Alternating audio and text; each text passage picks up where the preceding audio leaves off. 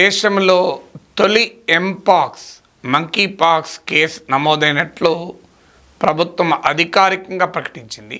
కొద్ది రోజుల క్రితం వెస్ట్రన్ ఆఫ్రికా కంట్రీ నుంచి వచ్చినటువంటి ఒక వ్యక్తి సిమ్టమ్స్ కనబడడంతో అతన్ని ఐసోలేట్ చేసి టెస్ట్ చేశారు. ఇప్పుడు ల్యాబొరేటరీలో ఆ టెస్ట్ కన్ఫర్మేషన్ వచ్చింది, అతను ఎంపాక్స్ బాధితుడే అని. ఇది మన దేశంలో ఇటీవల ఫస్ట్ ఎంపాక్స్ కేస్. వాస్తవంగా 2022 నుంచి ఇప్పటి వరకు ఎంపాక్స్ ఒక 30 కేసులు నమోదయ్యాయి. అలాంటి స్ట్రెయినే ఇప్పుడు కూడా నమోదైనట్లుగా ప్రభుత్వం ప్రకటించింది. అయితే మీరు పత్రికల్లో మీడియాలో చూసుంటారు, నేను కూడా ఎంపాక్స్ గురించి ఒక వీడియో కూడా చేశాను, మీరు చూసుంటారు, లేకపోతే చూడండి. సో ఇది వాస్తవంగా ఇటీవల వరల్డ్ హెల్త్ ఆర్గనైజేషన్ ఎంపాక్స్ లేదా మంకీ పాక్స్, మొదట్లో దీన్ని మంకీ పాక్స్ అనేవారు, ఇప్పుడు ఎంపాక్స్ అంటున్నారు. దీన్ని public health emergency of international concern, అంటే అంతర్జాతీయంగా ఆందోళన కలిగిస్తున్న ప్రజారోగ్య ఎమర్జెన్సీ అని ప్రకటించింది. అయితే మన దేశంలో ఇప్పుడు రిపోర్ట్ అయిన స్ట్రెయిన్ ఆ WHO ప్రకటించిన public health emergency of international కన్సర్న్కి సంబంధించిన స్ట్రెయిన్ కాదు. మనకు అర్థం కావాలంటే వైరస్లు బయాలజికల్గా ఎవాల్వ్ అవుతూ ఉంటాయి. అంటే ఫస్ట్ దాని మూల వైరస్ ఒకటి ఉంటే దాని నుంచి వివిధ రూపాంతరాలు ఎవాల్వ్ అవుతూ ఉంటాయి. అది that's part of the evolutionary biology అంటారు. మనం కోవిడ్ అప్పుడు కూడా చదువుకున్న రకరకాల స్ట్రెయిన్స్ వస్తూనే ఉంటాయి. సో ఇది వాస్తవంగా WHO ప్రకటించిన పబ్లిక్ హెల్త్ ఎమర్జెన్సీగా ప్రకటించిన స్ట్రెయిన్ కాదు. ఇది మన దేశంలో 2022 నుంచి ఇప్పటి వరకు 30 కేసులు రిపోర్ట్ అయిన స్ట్రెయిన్ ఇది. అందువల్ల వరి కావాల్సిన అవసరం లేదు. అంటే ప్రపంచంలో ఒక అత్యవసర పరిస్థితిగా ప్రకటించబడినటువంటి వైరస్ స్ట్రెయిన్ కాదు, ఇండియాలో రిపోర్ట్ అయింది. ఇంకొకటి కూడా ఏంటంటే ఇది isolated case, travel related infection. అంటే వెస్ట్రన్ ఆఫ్రికాలో ఇటీవల కాలంలో బాగా ఎంపాక్స్ ప్రివేల్ అవుతున్న దేశం నుంచి వచ్చిన వ్యక్తిలో కనబడింది. అందువల్ల ఇండియాలో ఇది స్ప్రెడ్ అయిన ఎగ్జాంపుల్ కాదు. అందువల్ల this is called travel related infection and isolated case అంటారు.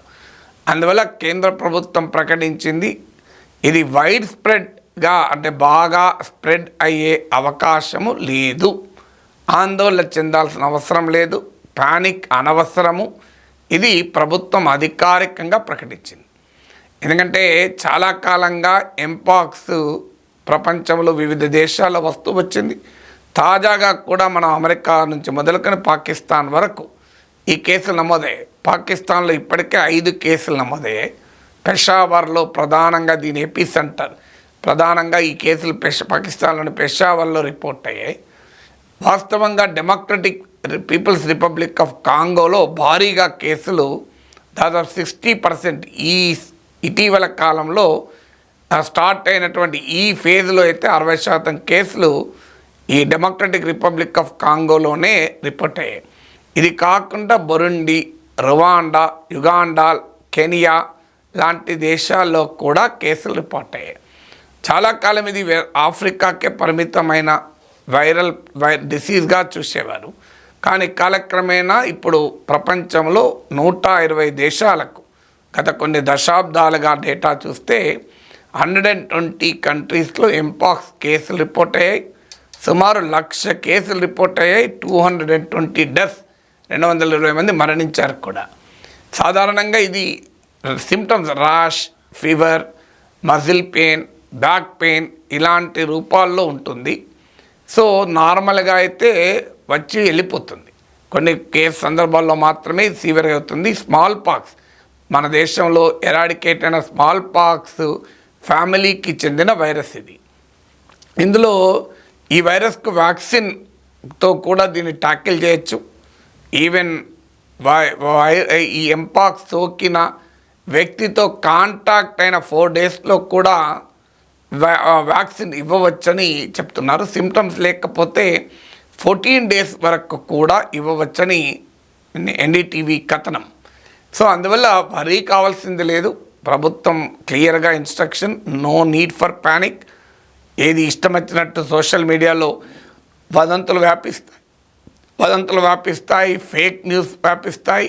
అందువల్ల భయపడాల్సిన అవసరం లేదు. అధికారికంగా ప్రభుత్వం ఇచ్చే ప్రకటనలే చూడాలి. ఎవరో ఏదో చెప్పితే ఇంటర్నెట్లో ఏది పడుతుంది, వాట్సాప్లో ఏది పడుతుంది వస్తే నమ్మకూడదు.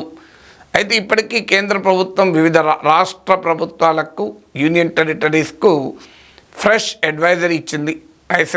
ఐసోలేషన్ ఫెసిలిటీ రెడీ పెట్టుకోమని, ఎడ్యుకేట్ చేయండి హెల్త్ కేర్ వర్కర్స్. ముఖ్యంగా ఇది సెక్షువల్ కాంటాక్ట్ వల్ల వచ్చే అవకాశం ఉంది.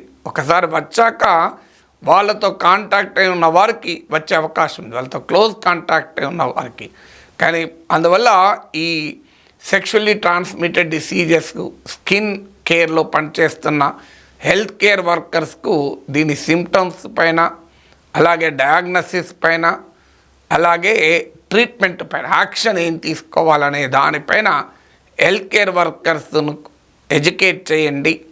ఐసోలేషన్ ఫెసిలిటీ రెడీ ఉంచండి. ఏదైనా కేసు అనుమానం వస్తే సస్పెక్టెడ్ కేసెస్ను పెట్టడానికి, అలాగే కన్ఫర్మ్డ్ కేసెస్ కూడా పెట్టడానికి. ఎందుకంటే ఈ అడ్వైజరీ చూసి కూడా మనం భయపడాల్సిన అవసరం లేదు.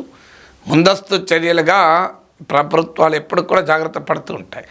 అందులో కోవిడ్ బీభత్సం చూశాక ప్రభుత్వాలు ఎక్స్ట్రా కాషియస్గా కూడా ఉంటాయి. ఎందుకంటే మనకు ఆ అనుభవం చూసాం, ఎంత ఇబ్బంది పడ్డామో అని. ఎందుకంటే అదంటేమో వన్ ఇన్ సెంచరీ, మనకు 100 ఏళ్ళ అనుభవం లేదు. కానీ ఇప్పుడు కోవిడ్ అనుభవం వచ్చాక డెఫినెట్గా ఏ చిన్న దానికైనా ప్రభుత్వాలు సిద్ధపడి ఉంటాయి. అందువల్ల ప్రభుత్వాలు జాగ్రత్త పడడం సహజము, పడాలి కూడా. కానీ దాన్ని బట్టి మనం ఇదేదో సీరియస్ అయిపోయింది అని అనుకోకూడదు. ఇప్పటికీ ప్రభుత్వం ఇస్తున్న ప్రకటన ఏంటంటే there is no wide spread fears. ఎలాంటి భయాందోళనలు చెందాల్సిన అవసరం లేదు.